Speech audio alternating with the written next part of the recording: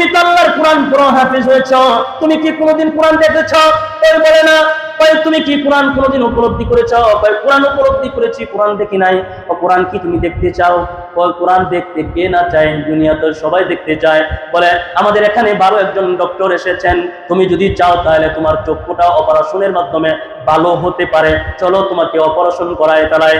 এই হাফেজ সাহেব বলছে আমার আল্লাহ রাব্বুল আলামিন আমাকে অন্ধ করে বানিয়েছেন, তিনি আমাকে অন্ধ করে দেখতে তিনার পছন্দ হয়েছেন, আর আমি অন্ধ হয়ে কোরআনের হাফেজ হয়েছি।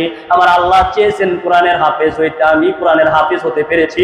অতএব আমার অন্ধত্বটা আল্লাহর পছন্দ, আমি আল্লাহর পছন্দের বাহিরে যেতে চাই না।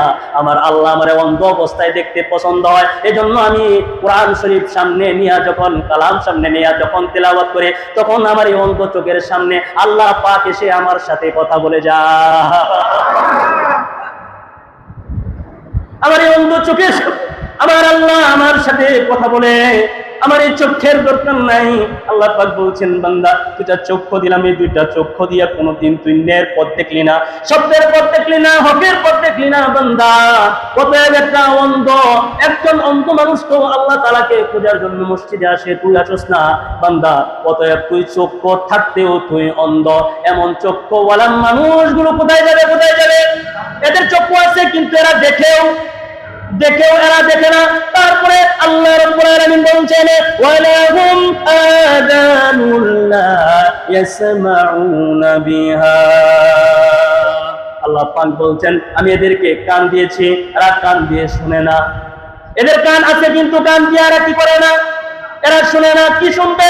আল্লাহ পাক বলছেন এরা এই কান দিয়ে কোরআন শুনবে, এই কান দিয়ে হাদিস শুনবে, এই কান দিয়ে আল্লাহর কথা শুনবে, এই কান দিয়ে আল্লাহ পাকের বিভিন্ন রকমের জিনিসগুলোকে তারা শ্রবণ করবে। এই জন্য আমি আল্লাহ তাআলা কান দিয়েছি হক শোনার জন্য, মিথ্যা শোনার জন্য না, হক শোনার জন্য কান দিয়েছি বান্দা। এরা কান আছে কিন্তু কান দিয়ে এরা শুনে না। অনেক মানুষকে আল্লাহ তাআলা এই কান দিয়েছেন কিন্তু কানের মধ্যে কি দেন? শ্রবণ শক্তি দেন, শ্রবণ শক্তি হারিয়ে ফেলেছেন। তারপরেও দেখেন এদের কাছে গেলে আপনি সত্যতাই পাবেন, বাটপারি এদের ভিতরে পাইবেন না।